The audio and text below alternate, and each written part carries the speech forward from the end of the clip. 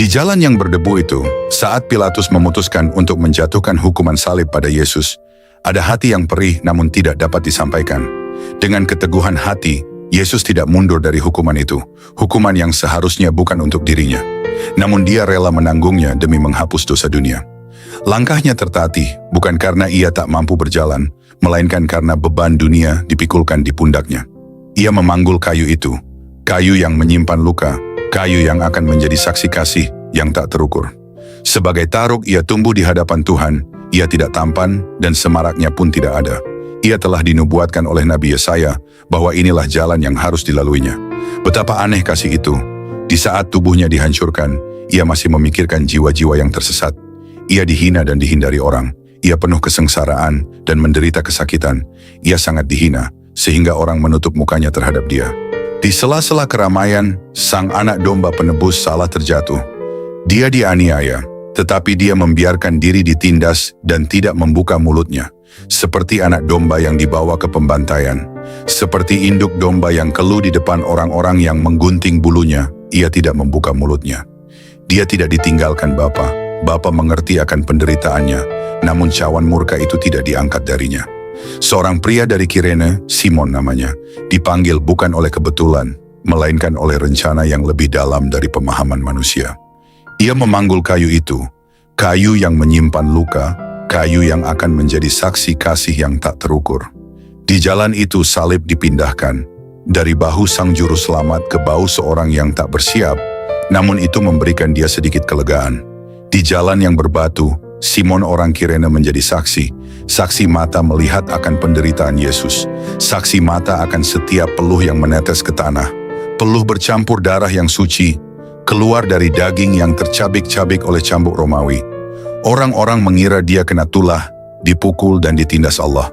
Tetapi sesungguhnya penyakit kitalah yang ditanggungnya dan kesengsaraan kita yang dipikulnya. Di jalan yang sempit menuju Bukit Tengkorak, langkah demi langkah terasa seperti gema luka yang tak bersuara. Matahari belum tinggi, namun dunia seakan telah redup. Debu terangkat oleh kaki-kaki yang tergesa, dan di antara kerumunan itu, ia berjalan, tertatih, terhuyung, memikul kayu yang lebih berat dari sekadar salib. Beban dosa, beban manusia, beban cinta yang tak terbatas.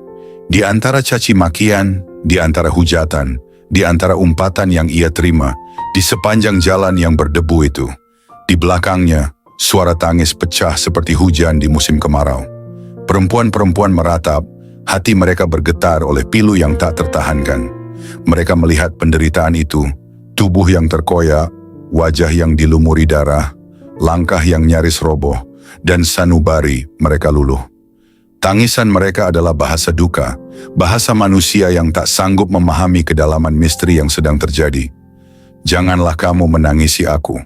Suara itu lemah lembut, penuh kesabaran yang bercampur dengan kepahitan, namun menembus kerumunan, seperti angin yang membelah laut. Bukan teguran, bukan penolakan, melainkan kasih sayang, kasih yang melampaui apa yang tampak oleh mata. Menangislah untuk dirimu sendiri dan untuk anak-anakmu. Betapa aneh kata-kata itu terdengar di tengah penderitaan yang begitu nyata. Bukankah ia yang seharusnya ditangisi? Bukankah luka itu miliknya? Bukankah salib itu bebannya? Namun yang ada di matanya bukan dendam dan bukan kebencian. Tatapannya penuh pengampunan. Dalam penderitaannya, ia memberikan janji penguatan bagi mereka yang lemah, karena ia melihat hari-hari yang akan datang, ketika kesedihan bukan lagi sekadar air mata, tetapi jeritan yang tak terucapkan. Ia melihat hati-hati yang akan mengeras, dunia yang akan kehilangan arah, manusia yang akan melupakan kasih. Ia melihat kekosongan yang lebih menyakitkan daripada luka di tubuh, kekosongan jiwa yang jauh dari kebenaran.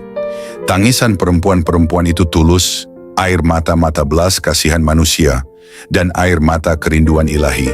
Yang satu lahir dari melihat penderitaan, yang lain lahir dari melihat hati manusia yang hilang.